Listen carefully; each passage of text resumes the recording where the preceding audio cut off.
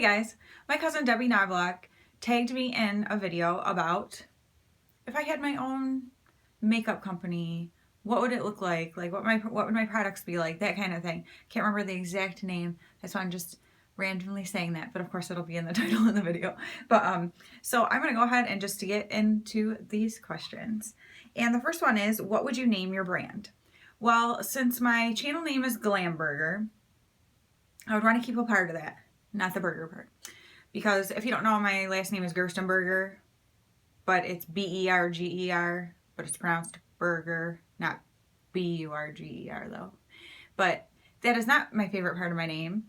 But it just kind of went for my channel name, Glamburger. Just made sense. So I love the glam part, which obviously goes with makeup. But I don't want the burger part. So glam would definitely be in it. And my nieces call me Aunt Nell, and I love it. And so I was thinking to myself, I would want to incorporate that too, because it's me, it's who I am, and who I am to very special little people in my life. And so I thought I would name my makeup company Glam Nell, which I would probably just put as kind of like one word, maybe a hyphenated word or something like that. I'm not specific on this, but since chances are really dang good I will never actually have a makeup company of my own. We're just, talking hypothetically here. So I think Glam Nell would be the name of my makeup company because it has meaning to me. What would your pricing be like? Luxury, high/mid-end, or drugstore? Well, my pricing would be probably in the range of like a $20 eyeshadow palette. I wouldn't want to do, which now a lot of drugstore palettes are starting to be up there. But I wouldn't want to go above 20 because I know, like, for myself, I can't afford to be spending $30 on eyeshadow palettes and things like that. Like, when I really splurge on something, the most expensive palette I've ever bought was the Anastasia Beverly Hills Riviera palette, and I believe it was like $42 or $45. That was like, ugh, for me, and I'm so mad that I did it because I don't even really like the palette. I like never reach for it, but to me that's a lot, and I feel like to be able to pamper yourself and treat yourself and only spend like $20 on an eyeshadow palette is much more doable for a lot of people. And so I would want to do that because that's true to who I am. So that's how I would want my brand to be. What would the theme/aesthetic be? Edgy, food themed, girly, etc.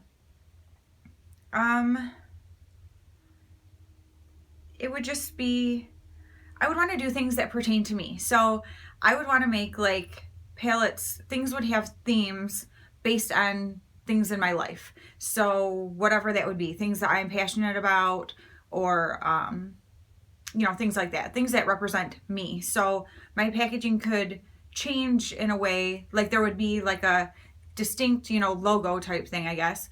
And then my packaging would kind of change depending on what aspect of my life that particular collection was representing. So yeah, that would be that. What would your color scheme/packaging be like? Well, like I said, it would change. Like I would have a logo that would stay the same, and then my packaging could change depending on what the collection would be like. If you had to compare yourself to an existing brand, who would it be? I feel like I would be kind of like a Juvia's Place because that is my favorite makeup brand. They're super affordable, but their shadows are just amazing quality, so easy to work with. They're beautiful, and that's what I would want. I would want that kind of quality and that kind of pricing to be able to share with people. How often would you release products? I would say quarterly because I feel like it gets to be overkill if you do it more than that. And then it's just frustrating to people because most people can't afford to like constantly be buying new releases. And so I feel like that's like just kind of obnoxious and I wouldn't want to do that. So I think quarterly would be much more like realistic.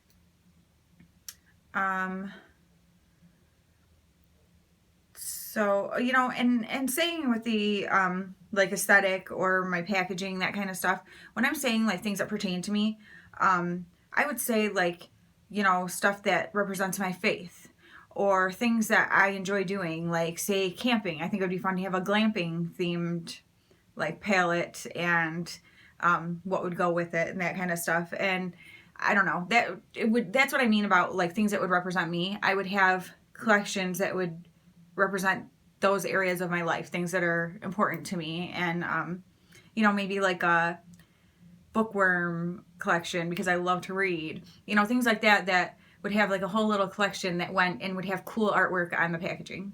Like that's where my mind goes. That's how I'd see it, but still have my very distinctive logo, which I have no idea what that would be, but that would be one. How or what do you want to be known for? Highlight, eyeshadow, brushes, etc. I think mostly it would be for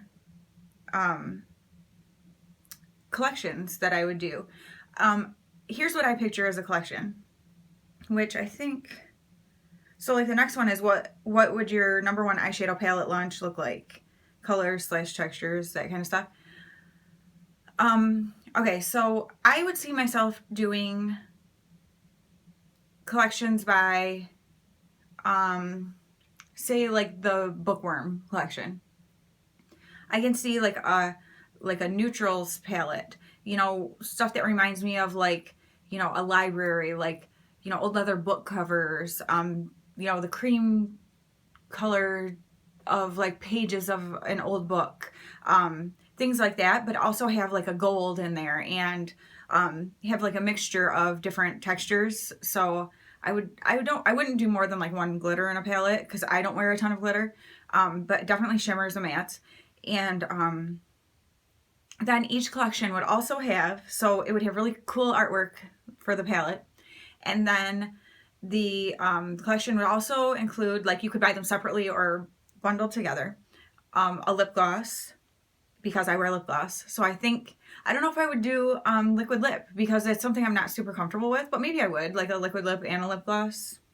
And then also every collection would have to have at least one, but maybe a couple pops of color, like eyeliners, because that is what I love doing, is wearing, like, I can wear a simple eye look. Actually today, you might not be able to see it because it's been on for a long time and I've been at work and stuff, but I had just a simple eye look, but then I had a yellow liner. Yeah, I don't think you can really see it now. But just to add like a little more interest to kind of a more neutral look. So all of my collections would have that. They would have an eyeshadow palette, and not a huge one. It would be like say maybe like a 9 or 12 pan. And then lip gloss and maybe liquid lipstick, and then 1 or 2 like fun eyeliners to go with it to be able to jazz up the look, you know? So that's just what I do because that's what I love. Your dream collab, celeb or influencer, and why? It would be Juvia's Place because I love their brand so much. I love the range that they have for all different skin tones. And the products are just beautiful. Like, I really enjoy using their products. So that's what I would want. You know, they're a great representation of what I would want, you know, to put out in my brand, you know, kind of thing. How would you handle a scandal? Jaclyn Cosmetics, for example. Well, first of all, I would try to avoid a scandal because I would never be dishonest with people. That is your #1. If you're not dishonest, you don't have anything to worry about. If something weird happens and you straight up come forward and say, okay, this is wrong, this is not okay, I'm going to make it right, you know, this was not something I had control over or whatever, like, and this is not okay and doesn't represent me, you know, then you don't have an issue. But when you're clearly hiding things and just not quite giving the full truth, maybe not necessarily lying, but not disclosing things, that's when you have problems. And so I would avoid scandal by just not being a jerk of a person. I mean, and I'm not saying that she's a jerk or anybody else, but I'm saying, like, typically if you're an honest person, you don't get yourself in these types of situations. That's what I'm saying. How would you distribute PR? Send to bigger YouTubers if they fit the mold of the brand. If not, smaller influencers, open to anyone. Honestly, you know what I would do? I would go through YouTube. I would think of people that I enjoy watching, which I do not really watch any large YouTubers, like, at all. So I would go through and look at people who I enjoy watching, who I enjoy seeing, you know, maybe they do something different with their makeup than, you know, like everyone else. Like there's a certain technique that they like to use that you don't see used a lot that I think would be great, you know, to see my product used by them. Things like that. I would just go through and look for people who I enjoy their personality and things like that. Like just people that, yeah, I have like a connection with, I guess, because then I would feel like they would be a good person to represent my brand and try it out. And the last thing big YouTubers need is another PR thing. And let's be real, if you're a small company, you're probably going to get lost in the shuffle anyway. And so I would rather break into the community of people who are the types of people that I watch, and a lot of whom can afford the types of makeup that I can afford and that kind of thing. So I think that would just be a good way to do it. And then, would you rather be sold in Ulta or Sephora? Really honest, I think maybe if you're looking to make more money, Sephora would be your choice, but I do not shop at Sephora, ever. Like, I think I've maybe bought 2 things there in the last, I don't even know how many years. Like, we're talking, oh gosh, I've lived out here, so 10 plus years, I've literally bought like 2 things in Sephora. It's not my budget. I don't enjoy, like when I go in there, I sort of feel, and of course this is based on where you go to, I feel a little bit uncomfortable, like, I don't know, it's just not a place I enjoy shopping, and it's a lot of brands and products that are not things that are affordable for me. So Ulta would definitely be, of the 2, that would be my choice, because I feel much more comfortable walking into an Ulta, and I like that they have like the lower end pricing as well as a little bit higher. I don't know. It's more me, I guess. It's me. I guess that's all I can say about it. So that was my explanation of my Glamnell makeup brand and what I would kind of have it look like and what I would kind of do. Like, I get excited thinking about the idea of like I have a cousin who is an amazing artist, and he does work in like companies. He does artwork for companies and things like that.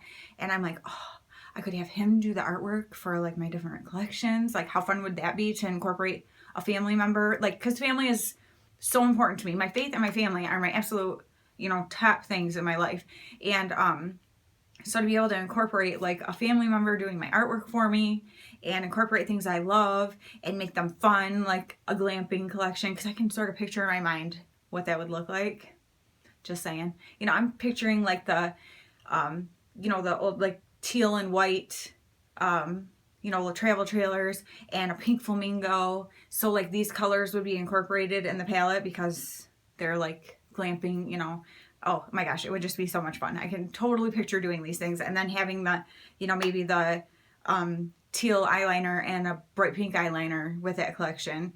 And like, oh my gosh, my mind could just go crazy with that kind of stuff. That's so fun. So this tag was really fun to me because it made me start sort of like dreaming things like that in my mind. So that is really fun. So and I feel like those aren't things necessarily that anyone, like any company, has really done. So if somebody does it, they totally stole this idea from me. They watched this video and they took my idea. Just so you know, I'm just saying it right now. This is my idea.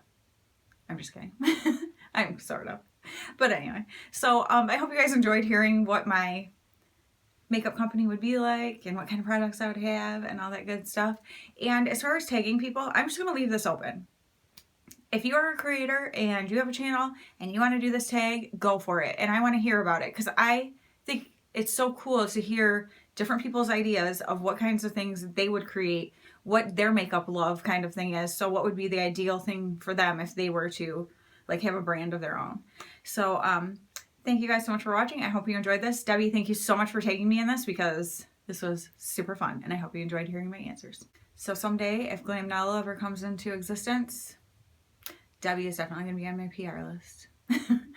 Thank you guys so much for watching, and I will talk to you very soon. Bye.